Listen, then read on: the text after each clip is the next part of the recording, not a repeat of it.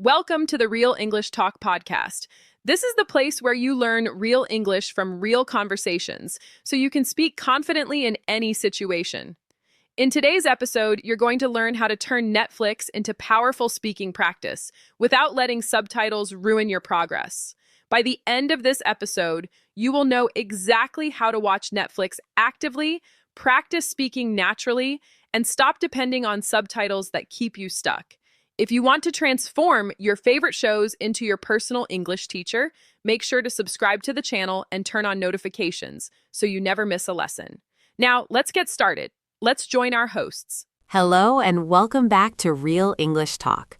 I'm Sarah. And I'm Michael. Hi, everyone. We're so happy you're here with us today. We make videos to help you speak English confidently, step by step, and without stress. Today, we're talking about something really exciting: how to use Netflix for speaking practice. A lot of learners watch Netflix in English, but they feel frustrated because they're not actually improving. But don't worry. By the end of this lesson, you'll be able to turn any show into real speaking practice using simple techniques that actually work. Before we begin, please like this video and subscribe to our channel. It really helps us and helps more learners find these lessons. In this lesson, we'll talk about why subtitles can actually hurt your speaking skills.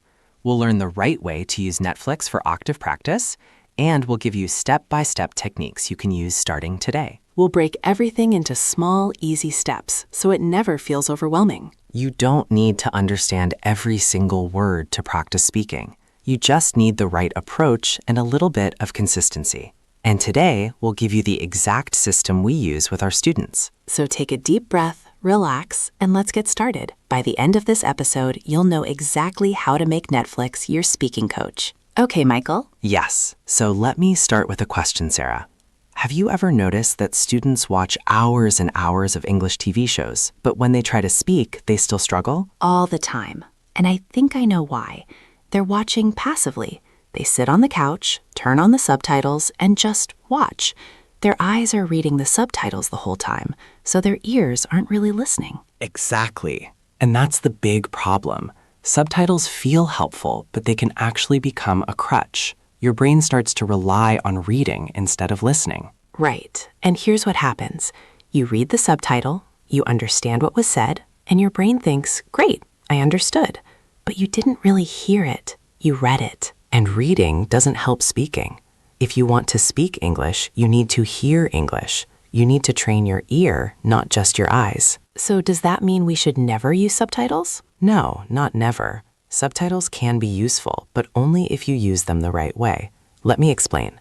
There are 3 levels of watching Netflix for learning. Okay, I love this. Tell me. Level 1 is what most people do. They watch with subtitles in their native language. So if you're a Portuguese speaker, you're watching with Portuguese subtitles. Right. And that's just entertainment. You're not really learning English at all. You're reading Portuguese and hearing English in the background. Exactly. Your brain is in Portuguese mode. Level 2 is watching with English subtitles. This is better because at least you're reading in English, but you're still reading more than listening. So what's level 3? Level 3 is watching with no subtitles, or watching with subtitles but turning them off for certain scenes. This forces your brain to listen, to focus on the sounds, the rhythm, the natural speech. I love that. But let's be honest, a lot of learners are scared to turn off subtitles. They feel like they won't understand anything. I know, and that fear is real. But here's the truth. You don't need to understand 100% to practice speaking. In fact, understanding 60 or 70% is perfect for learning. Can you explain why? Sure. When you understand everything, you're in your comfort zone. You're not being challenged. But when you understand most of it, but not all of it, your brain is working. It's trying to figure things out from context, and that's how you improve. That makes sense. So the goal isn't to understand every word. The goal is to actively listen and train your ear. Exactly.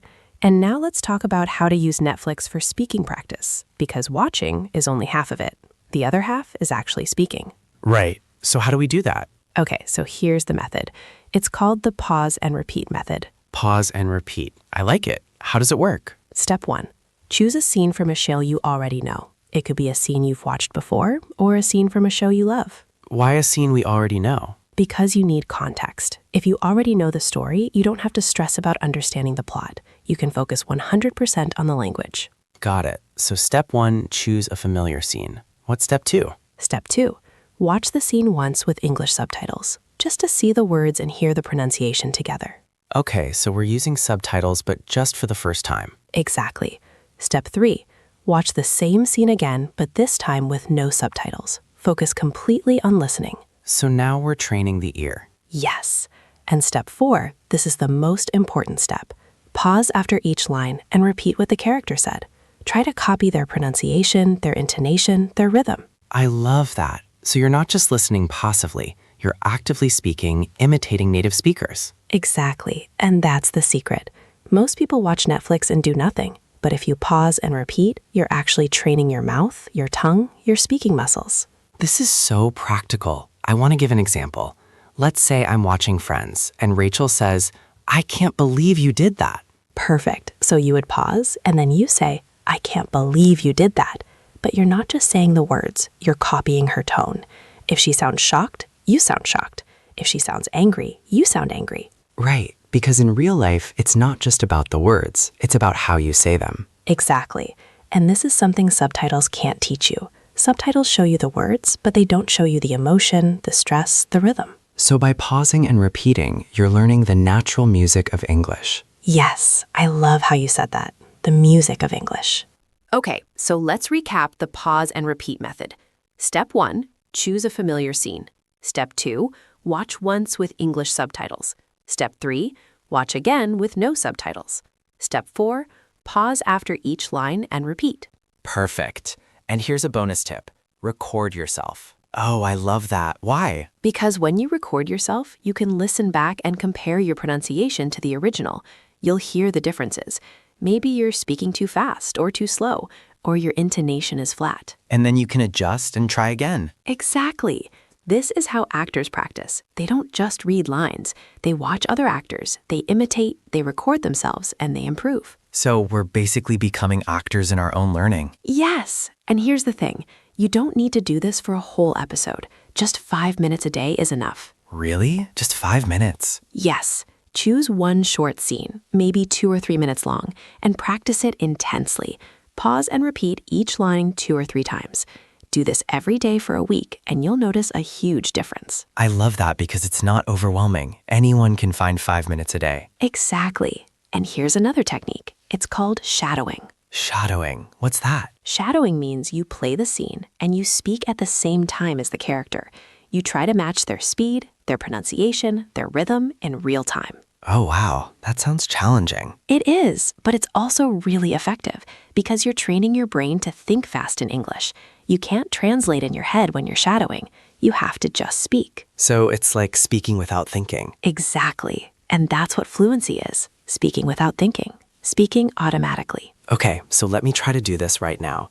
Let's imagine I'm shadowing a scene from The Office. Michael Scott says, "That's what she said." And I say it at the same time. "That's what she said." Perfect. And you match his tone, his energy, his timing. This is so fun. Okay, so now we have 2 techniques, pause and repeat and shadowing. Yes, and here's when to use each one. If you're a beginner or intermediate learner, start with pause and repeat. It gives you time to think, time to practice, time to get it right. And shadowing? Got it. Okay, so let's talk about what kind of shows to watch. Great question. For speaking practice, you want shows with natural, everyday conversation. So not Game of Thrones. Exactly. Game of Thrones has beautiful language, but it's very formal, very old-fashioned. It's not how people speak today. So what should we watch? Sitcoms are perfect. Friends, The Office, Brooklyn Nine-Nine, Modern Family. These shows have short, simple conversations. And they're funny, so learning is more enjoyable. Exactly. You can also watch reality shows, like cooking shows, travel shows, interview shows. Why reality shows? Because the language is unscripted. It's spontaneous, it's natural, it's real. So it's closer to how people actually speak. Yes. And one more thing. Don't watch shows that are too difficult. If you're watching and you only understand 30 or 40%, it's too hard. So what's the right level? You should understand 60 to 80%. That's the sweet spot. You understand enough to follow the story, but you're still being challenged. Perfect. Okay, so let's do a quick role play. I'm going to pretend I'm a learner and I'm watching an episode of Friends. Okay, let's do it. So I turn on Friends and I see that Rachel is talking to Ross. She says, "I'm so tired. I didn't sleep well last night." Okay, now I pause and I repeat, "I'm so tired. I didn't sleep well last night." Great. And as you repeat, think about her tone. Does she sound exhausted, frustrated, sad? She sounds exhausted. So I'll say it again with that feeling. "I'm so tired. I didn't sleep well last night." Perfect. Now let's say Ross responds, "Why? What happened?" Pause and repeat. "Why? What happened?" Good. But did you notice his intonation? Why goes up. It's a question. Oh, right. Why? What happened? Better. And this is what I mean. When you pause and repeat, you're not just learning words. You're learning how to ask questions, how to show emotion, how to sound natural. This is amazing. I feel like this technique could change everything for learners. It really can. And the best part is you're learning from native speakers. You're learning real English, not textbook English. Okay, so let's talk about common mistakes. What do students do wrong when they try this method? Great question. Mistake number 1, they try to do too much. They want to practice a whole episode in one sitting. And that's exhausting. Exactly. Just do 5 minutes, one scene, master that scene, and then move on. What's mistake number 2? Mistake number 2, they don't repeat enough. They pause, they say the line once, and they move on. But repetition is how we learn. Yes, say each line 3 times. The first time, you're learning it. The second time, you're improving it. The third time, you're mastering it. I love that. What's mistake number 3? Mistake number 3, they pick shows that are too hard. A beginner tries to watch Breaking Bad with no subtitles, and they get frustrated. So start with easy shows you already know, and then level up. Exactly. And one more mistake. They don't make it a habit. What do you mean? They try this method once, and then they stop. But language learning is about consistency. So they need to do this every day. Yes, even just 5 minutes a day, every single day, will make a massive difference. Okay, so let's talk about results. If someone does this method every day for a month, what will happen? After 1 month, their listening skills will improve dramatically. They'll start to understand native speakers more easily. Because their ear is trained. Exactly. And their pronunciation will improve too. They'll start to sound more natural, more fluent. What about after 3 months? After 3 months, they'll be able to speak more confidently. They'll have more expressions, more natural phrases, and they'll feel less nervous about speaking. Because they've been practicing every day. Yes, and they've been practicing with native speakers, even if those native speakers are on TV. I love that. Okay, let's do a final recap. If you want to use Netflix for speaking practice, here's what you do. Step 1, turn off subtitles, or use English subtitles only on your first watch. Step 2, use the pause and repeat method. Step 3, try shadowing. Step 4, choose shows with natural, everyday English. Sitcoms and reality shows are perfect. Step 5, practice for just 5 minutes a day, every day, and be consistent. And if you do this, you'll turn Netflix into your personal speaking coach. Exactly. So here's my challenge for you. Today, right after this video, open Netflix, choose one scene from your favorite show, and practice it using the pause and repeat method. Just one scene, just 5 minutes. And then come back and tell us how it went in the comments. We want to hear from you. What show are you going to practice with? And if you found this lesson helpful, please like this video, subscribe to the channel, and share it with a friend who's learning English. Every subscription helps us create more free lessons like this one. Thank you so much for watching, and we'll see you in the next lesson. Until then, keep practicing, keep watching, and keep speaking English. You've got this. Bye.